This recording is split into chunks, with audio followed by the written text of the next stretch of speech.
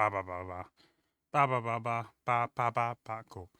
Pretty much stray away from many games that includes any type of multiplayer or any competitive aspect to it. That really had the drive to take the time to excel in a competitive type of game. Well, except maybe Overwatch and League or LoL, but those were for completely different reasons. Overwatch, I wanted to rank higher because I played with a team, or better to say, group of people. Really only played ranked together, and as a support, I was stuck doing the dirty work, and I don't believe we ever made it out of high silver. At a certain point, I believed that maybe I would never get past silver, but then I had this idea to make an ult account. The reason I decided to do this was so that I could try comp, but as a different role, and that role is DPS. DPS is a role everyone plays because no one really wants to ever tank or heal, which is truthfully why I started healing. Also, creating alt accounts on console is just a lot easier, since you just have to make a new account. You still have access to all the games on your main account since it is downloaded on your console. But once I was able to level up my account to level needed for ranked, I ranked into gold, well, mid gold, which is better than being stuck in silver. Also, yes, I know, I was playing on console, so I was probably silver or bronze on PC standards, but I'm not talking about that right now. When it came to League of Legends, I only played comp to fix my account from when I started comp too early.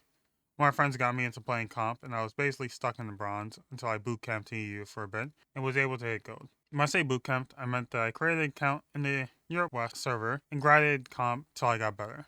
Once I got to silver, I knew I should be ready for comp. I got to gold, and at that point, I stopped really trying to comp because I didn't have any other reason to play. I recently played with some people new to the game and kind of got worse at the game. Then went to comp, and yeah, after I ranked, I just stopped because it was just too low. I didn't care enough to have to spend a lot of time to grind and get better at the game again. When it comes to League, you have to constantly play in order to be average, and if you stop for a time, you will have to relearn everything again. The main reason is that I just don't care enough to really grind to get better at a multiplayer game. I also dislike grinding in games as a whole, which makes a lot of sense when it comes to the grinding aspect of multiplayers. When it comes to multiplayer games, you only get better with grinding, but game knowledge also helps. The game that has kind of buzzing at this point is one of those games, which is Marvel Rivals. I decided to try the game out because of all the hype, and to see if it was actually an Overwatch clone, or what people have been calling it, which is Marvel Overwatch. Overwatch Rivals has been funny too, but it's not called that. Now the game reminds me of Overwatch, but the same way that Paladins reminds me of Overwatch. I can't really say that there is a big amount of differences when it comes to the game modes, but the way you play, the characters are different. The reason that is because of the fact that they play based on what they do when it comes to the comics. That means that the game can draw from a lot of references when it comes from the characters they put into the game, which is good because if they actually do their homework, then there wouldn't be any reason to be mad when it comes to how a character is played. It also helps as well when they decide to make skins, but this is only if they do their homework. Also, remember that Marvel Rivals draws from their vast universe, so any of your favorite heroes and villains can be released into the game. The funny thing is, except for about two heroes, I know every character that is in the game. Those two heroes are Jeff the Shark and Penny Parker, but don't think I would go into a deep dive into their comics just to know more about them. Penny Parker could be called a games diva, but sadly it plays completely differently from Diva and shouldn't be treated like Diva by fans. Also like Diva, Penny doesn't come out of her mech. When she is eliminated, she will have to wait to respawn like every other character. There is another tank that does get out of their tank form, and it makes so much sense because it is the Hulk. I have felt that there are some characters that have abilities similar to Overwatch characters, but usually it is spread to other characters. Now, that isn't really a demerit because the way these characters play, also abilities they have fit them. I'm excited to see what new characters they have planned for the future, which, funny enough, I feel like this game will kind of grow to League levels of playable characters. But if that is the case, I really hope there is a game mode that is kind of MOBA like, where you can only lock in one character and will have to learn to counter the enemy characters or what you have. I doubt that will happen, but will definitely add a good amount of difficulty and competitiveness to the game. I can't tell you if it needs that at the end of the day because of what the game currently has is doing well. So, with a lot of games like this, and even with MOBAs, you'll usually have a role queue, so people stick to the roles they are needed. In the early days of Overwatch, there wasn't role queue, but it was added because of reasons. Can you guess what the reason was? Yes. It's because players like you would only want to play DPS and didn't want to play tank or healer. The sad thing is that happens in every game that has roles, which include MMORPGs, as well, because people just don't want to deal with responsibilities. So for those who aren't familiar, there are usually three roles when it comes to RPGs, or hero shooters, but a lot of games follow a role type of system. Even in my Velgar playthrough, I was talking about roles, even though roles didn't really matter much in that game. Any warrior class can easily be your tank as DPS, The rogue class would truthfully fit in with DPS and support, and so would the mage. Going back to roles in other games, tanks need to mitigate damage and also protect their healers. Truthfully, in a game like Rivals, your job isn't really to protect your healers, that's truthfully your DPS's job. You can help them, but if you're doing your job well, then most of the aggro will be on you. Again, that doesn't mean enemies won't break off to try and kill your healers, which is why I said that is more of a DPS job. They have to kill the enemies, and in order to make sure they stay alive, while doing that, they need to make sure the healers stay alive. Whenever I am a tank, I always make sure to dive in and soak up as much damage as possible, also try to help if my healers are getting hit. A lot of times I go in and hope for heals as I soak up damage, but usually have to get out to get heals. That is a thing I have to deal with when it comes to this game. I always fill and pick up the role that is needed, which funny enough is tank.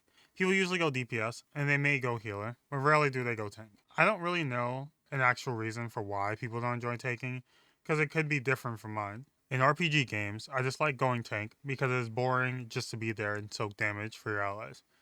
You can do damage, but your goal is to soak up damage so your allies can do damage.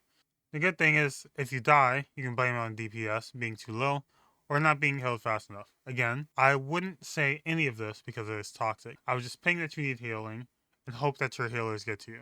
The thing is that I shouldn't even talk about this game because I barely touch it. The main reason is because I use an external hard drive for gaming, which could explain my Veilguard problems, but whatever. Anyway, there is a bug in Rivals that stops you from getting into character select screen. While saying stops isn't truthful, but it delays it, and that apparently happens if you have Rivals downloaded on external. Now the problem is, even with moving the game, I still had a 99 issue. It was less delayed, but it still got me into the game late, but I was not late enough to cause my team to lose. I also don't really care enough to be better than what I am, which people could call that a problem, but this game won't be something I plan to play competitively. I started as a streamer and as a gamer to really only play single player games seriously. Mainly play this game with friends at this point, because I feel like the best way to play games like this is with people you know. I tend to stray from that, but truthfully, the rare moment I am free to play games after stream, I would usually play if someone asks if I want to play. Again, I say if I'm free, because a lot of times I have to edit or write a script for a video. I'll have to say also edit my scripts, but that would be a lie, because usually I only edit my scripts while I'm recording my videos. Now, the question of the day, is this game an Overwatch clone? I would say yes, but because of how different the characters are, I would have to say no. A lot of comparisons to Overwatch are based on the type of game modes, but sadly, similar game modes doesn't mean a clone. Yes, you can have similar modes, but if everything else is different, then the game is not a clone. It's just a game that is in the same genre, but that isn't really something that is understood. Once you realize that the way these characters interact with this world and plays, then you realize that it's a different game by different devs. The beauty of this game is that it can learn from the good and bad things that Overwatch did and grow from it, but we can only see what they plan to do in time. It's still way too early to tell how the game will pan out if the flames fan out. Yes, I'm not mostly invested in this game, besides knowing the characters in the game. That means nostalgia would be the only thing that could pull me from this game emotionally, because, like I said, I am not someone who plays multiplayer games. Again, the game is fun with friends, and I would definitely say to try it out before making your own opinion. Make it mad when people don't slide into healer roles or tank roles, which sadly you have to deal with when it comes, because like I said, there is no role queue. Who will do slot into roles? No one funny enough. A lot of times people would do 2 healers and just let one person tank, when instead of the usual 2-2-2, you have a 1-3-2, which sucks, which is manageable, but not fun for the tank. The reason I say this is because if you have one tank, that means that they tank the damage meant for 2 tanks. That means they truthfully can't really leave, because once they leave, there's only easy to kill DPS left in the front line. I'll always back out when low, even if there's a 1 tank, because if I'm low on health, it is because no one is healing me, and I'd rather not die and have to take the respawn timer. And there's a lot of things to take in when it comes to if you want to play this game. If no role queue turns you away, then don't download the game. The main benefit for no role queue is that queuing for matches goes by rather quickly. It is just that simple when it comes to any game. If you don't like a game, don't play it. I've streamed and played a good amount of games, and if a game pisses me off, or just bores me, I'll usually just stop playing it. The only time I continue with a game that bothers me is usually just because I'm close to finishing it. Closing remarks for everything is just play and do things that you want to do. Form your own opinion about things, and don't just blindly believe in reviews, because at the end of the day, we all have our own personal taste. What I like isn't always going to be what you like. I also look at videos of certain creators for upcoming games, or of games that may interest me. I then go on the Steam page and look more into the game to see if it is my cup of tea, and if I do happen to buy it, I go in with low expectations. If the game even slightly interests me, then it's a win. Also, the biggest thing with Marvel Rivals is that the game is free, and you don't have to spend a dime on the game if you don't want to. Anyway, I have fun with it, and if you play or have played it, tell me how you feel about it. My name's Only the Incubus, and that is my time. I'll see you all soon. I hope you have a good one. Later days. Love you all. Bye. Mwah, mwah, mwah. Sending kisses consensually. Love you all. Peace. Mwah.